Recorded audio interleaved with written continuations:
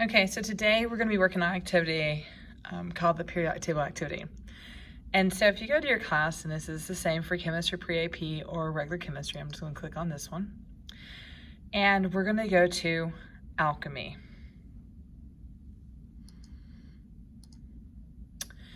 And you see this folder called class activities. It just became available to you. So you're going to click that and open that. And there's a whole bunch of stuff here for you, but I'm going to first start with the rubric. This will be a major grade when we get this all said and done, okay? So the first part on 9-9, we will be working on the green card activity, okay? And I will be arranging groups as best I can with my classes, or some of you may be working individually, and that's fine. By Friday on 9/11, by 5 p.m., you need to upload a copy of your file. So we begin this on Wednesday, and I go through here and I point out the slides. Like slide 3, you should have your periodic arrangement that your team agrees upon, and I do come by and check that. Slide 4, make sure that you answer these questions. They're full, complete sentences and well thought out for maximum points, and you're working with your team on that. Slide 5 is really the challenge here. So pre-AP, you are to come up with 6 periodic table tiles of new elements undiscovered. And since you did slide 3 so well, you will be able to slide these 6 newly discovered elements into your periodic table, and it's going to work. Because that's what Mendeleev did. He took these elements, he took the properties, he took the atomic masses, and he started looking for patterns because he wanted to be able to go and look and go, that element there, that's the properties that it has, it's going to react this way, and da-da-da. So you're doing the same thing he did, essentially.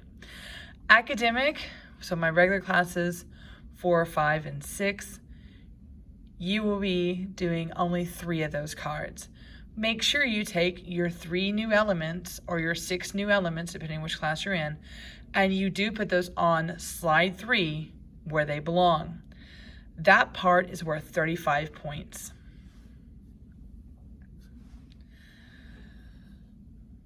So part 2 is done on 9/11/20. It's called the white card activity, and this will be more challenging. Since you've already developed your periodic table from Wednesday, you're going to be able to slide these in to where they belong. Now here's the catch. Your green cards basically follow a pattern, one right after the other.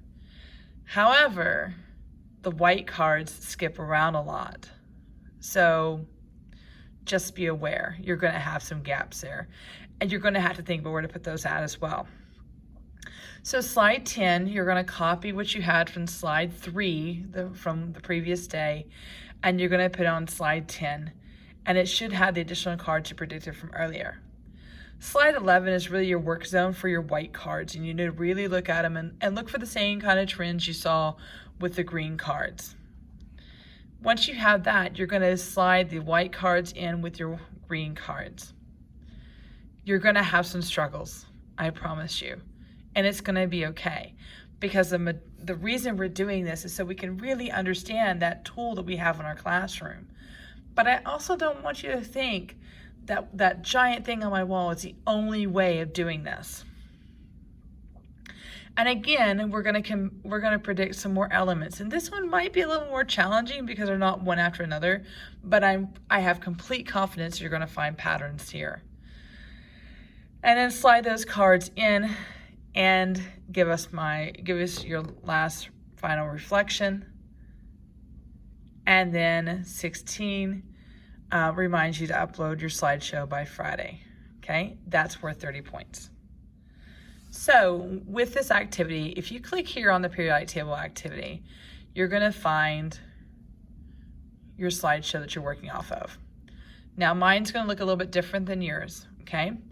But on your screen, it's going to say edit. And so if I have you working with a team, if you click that edit and then you go and try to share, you'll be able to share with your partner or partners if you have them. Okay, so here's our presentation. Make sure you put your name on it. And this tells you, hey, if this link fails, then go back to activity folder, and it's probably going to fail. So it says green card activity. And the reason you want to do that, these are kind of small.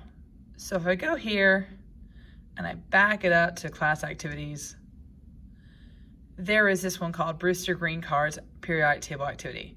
I'm going to click on that.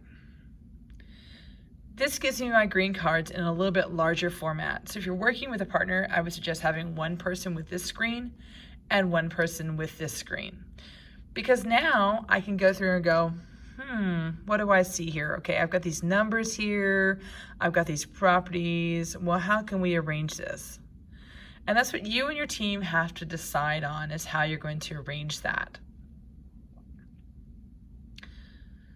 Most of the time what's going to happen is you're going to start with one level of arrangement, and then you're going to have to add another level of arrangement just so everything can fit together.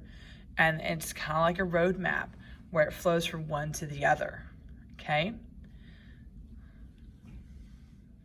So how do you move these?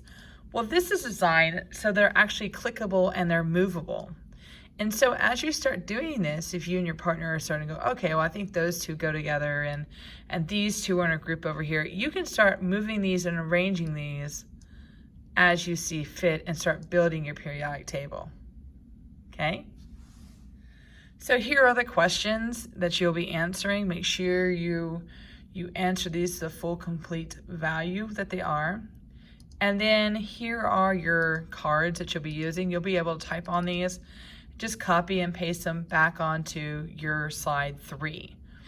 I promise you, it'll all make sense. On Monday, I'm going to go through the different layers that you might have stumbled upon while working on this activity. Hints.